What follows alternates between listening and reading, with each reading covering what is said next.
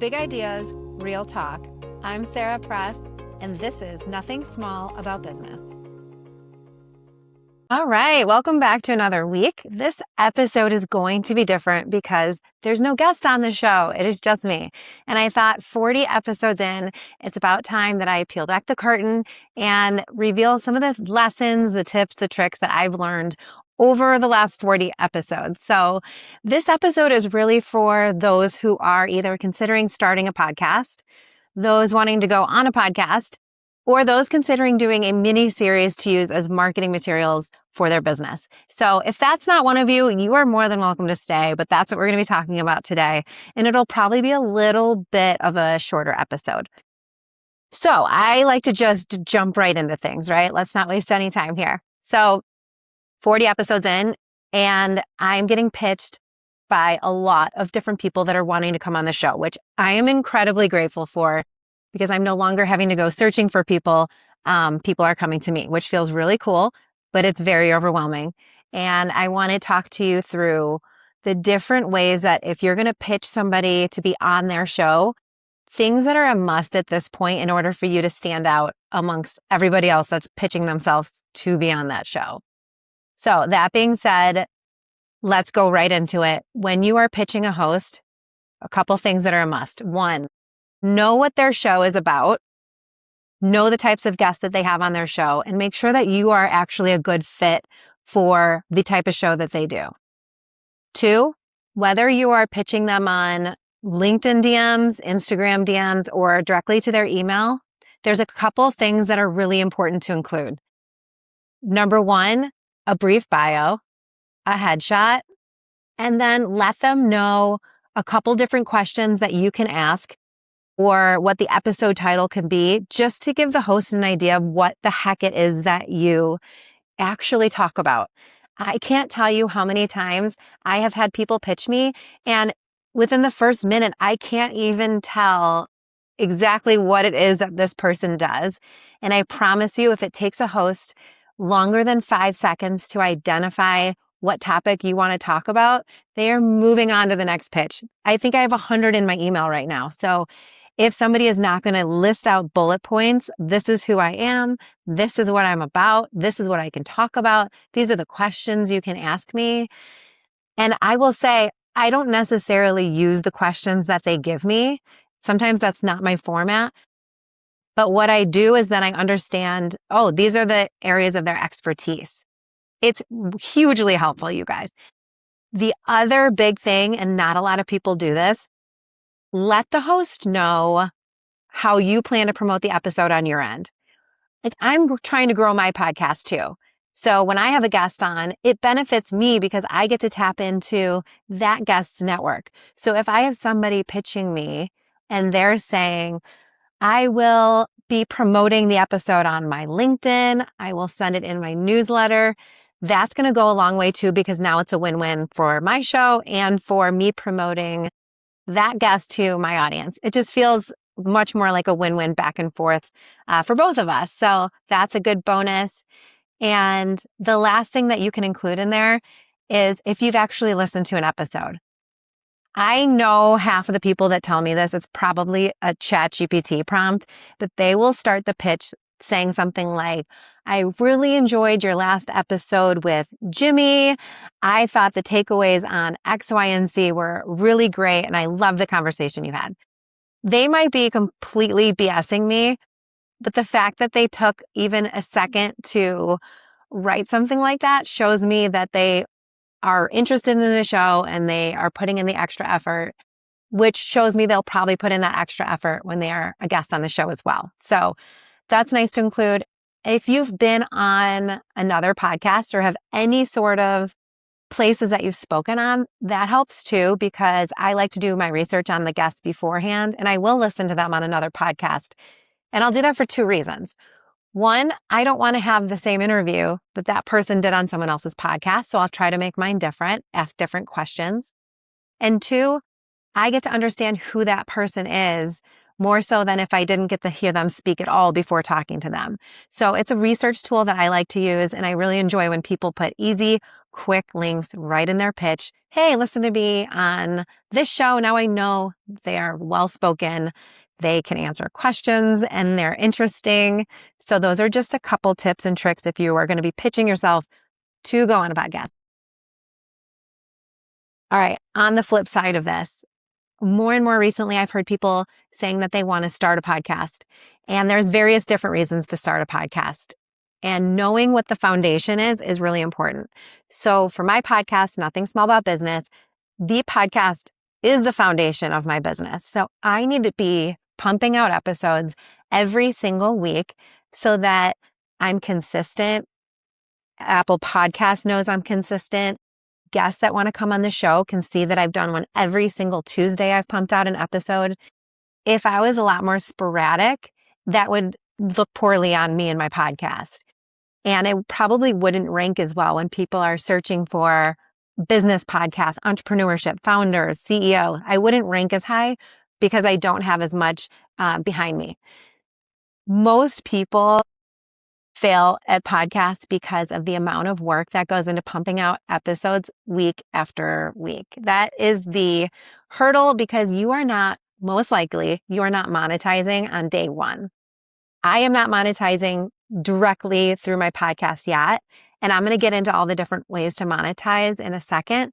But there's people that just want to have a show with their friends and maybe they think they're funny and they probably are. But just know that the first few episodes will feel really fun. And then when you realize how much work goes behind the scenes, producing the episode, editing the episode, promoting the episode, if there is not a strong reason why behind it, it makes it a lot easier to skip a week, skip a month, and then you become a lot less consistent. And eventually the podcast just kind of dies. The other really good reason that you could start a podcast is to do a mini series. And a mini series makes sense to do when you have a completely other business, and the mini series can act as marketing materials for your business. Let me explain. So, as a lot of you know, we own an optometry practice, and getting doctors to do content regularly was absolutely not going to happen. They have a different type of brain. Typically, they are very busy with patients. The last thing they want at the end of a busy day is for me to go in their face with a camera and say, let's create social media, right? Not going to happen. And so I came up with the idea of doing a mini series where each doctor gets one episode talking about their specialty, their expertise, and showcasing their personality. And we were able to take that 25-minute episode that each doctor did and clip it into social media clips.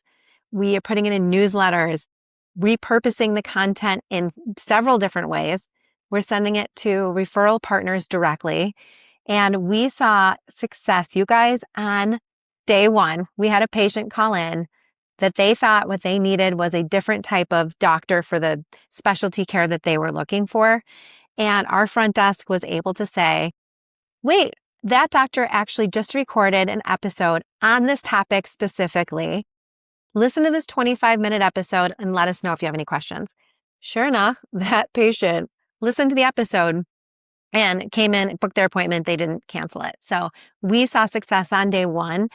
And I really, truly believe that anybody in a service-based business that has a story to share, has a good personality that would help sell their product, sell their service, or if what they do requires an educational piece, having somebody listen to you in long format and then being able to take that long format and repurpose it can be a huge win for your marketing. And so that would be another reason I would say absolutely start a podcast, but know your expectations going into it. Okay, moving on a little bit. 40 weeks in, there have been some lessons learned. I was more of a newbie to this, and it has been eye-opening, the different things that I've seen over the last 40 weeks talking to different CEOs and entrepreneurs.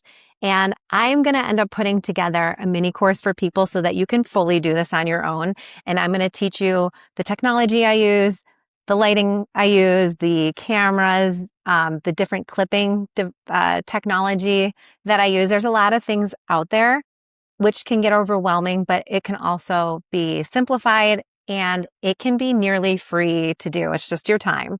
So that being said, some of the things that I've learned over the 40 weeks, there's two that I'm going to point out. One, just because you have a good social media following or your guest has a good social media following, that does not necessarily equate to podcast downloads.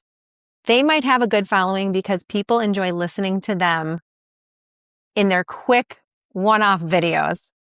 That does not mean they want to sit down and listen to this person speak for 25, 30 minutes unless they have a lot of value to add.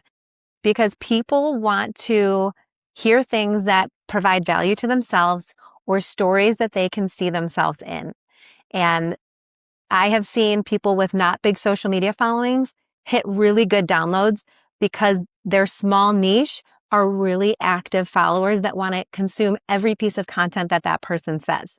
So don't always equate Instagram numbers to success in a podcast. Those can be very different things.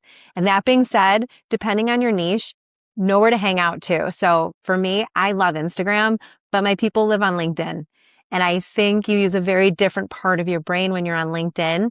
And so that's an area that I'm trying to improve upon because naturally I just like to hang out on Instagram is where I'm primarily at. So that being said, the other thing that I've noticed is if you're going to have a guest or you're going to talk to somebody on your show, on your format, make sure that you are not over preparing and scripting out your show where it feels fake.